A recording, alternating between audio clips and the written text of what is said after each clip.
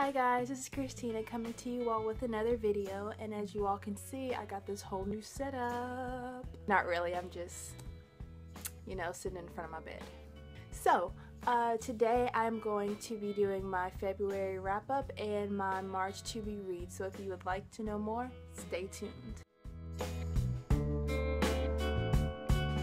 So if you haven't seen my previous video, I will place it right here.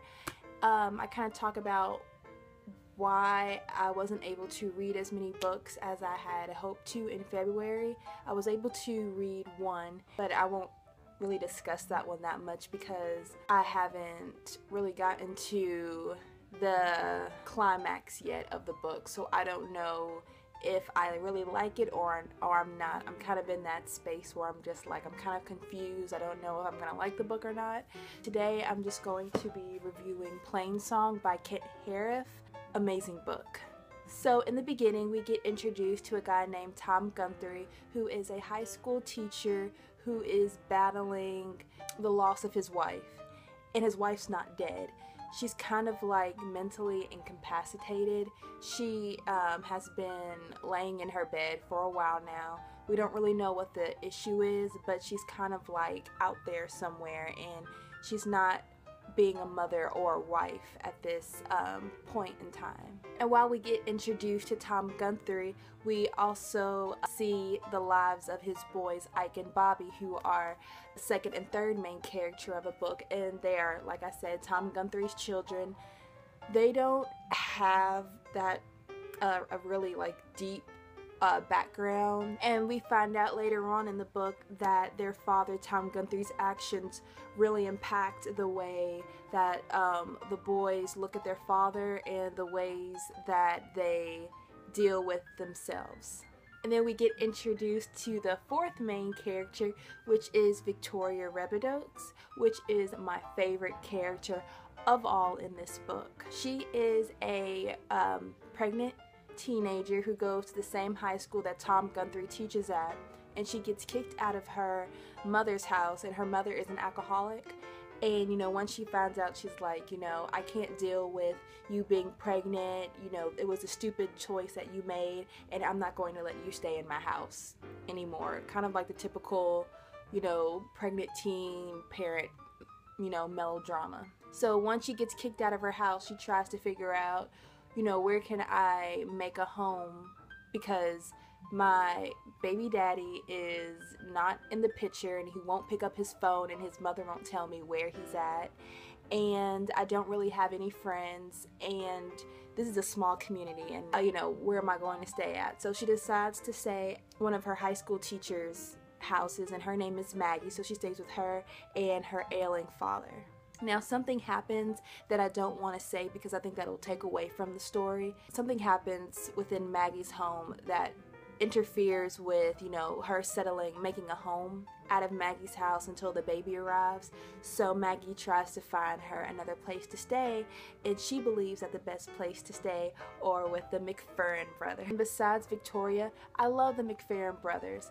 They are two elderly men. They are bachelors, and they have never been married, let alone had a woman live in their house. So we kind of see this paradox going between Victoria and the McFerrin brothers, because you have Victoria, who, like I said, is a pregnant teenager who is trying to find a home amongst this situation that she's in, and then you have the McFerrin brothers, who have depended on themselves for so long because their parents died at a very young age, so all they know is themselves and each other. And those are all the characters that were mentioned in this book. So just for the sake of time, and because there are so many different stories in this book, I think I'm just going to focus on one and tell you all why I loved it so much.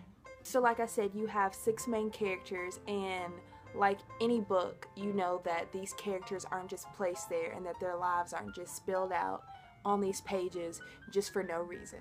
I personally feel like if you are an author, well, first of all, being an author isn't an easy thing to do, but making a book such as this can't be easy, because you have to pick what main characters you want to implement in your book, what type of backstory they're going to have, and how their lives intersect with each other. So I give him kudos for that because I love books like this. I know another author named Ellen Hopkins who does something like this very eloquently. She has a book called Impulse that does pretty much the same thing. So the two characters that I really love are Victoria and the McFerrin brothers.